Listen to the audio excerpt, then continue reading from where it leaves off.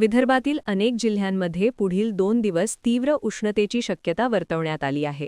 भारतीय हवामान विभागाने विदर्भासाठी येलो हीट वेव्ह अलर्ट जारी केला असून नागरिकांनी उष्णतेपासून सावध राहण्याचे आवाहन करण्यात आले आहे. हवामान विभागाच्या माहितीनुसार विदर्भातील बहुतांश जिल्ह्यांमध्ये तापमान 40°C पुढे जाण्याची शक्यता आहे.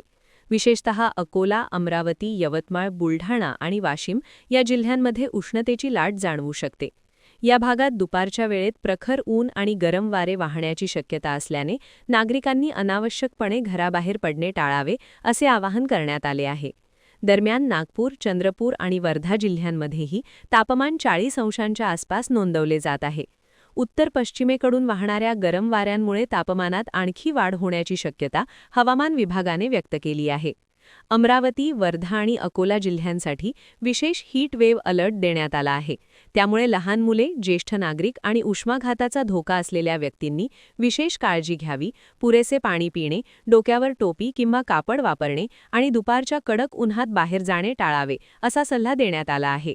हवामान विभागाने पुढील 2 दिवस विदर्भातील नागरिकांनी उष्णतेपासून स्वतःची काळजी घेण्याचे आवाहन केले आहे.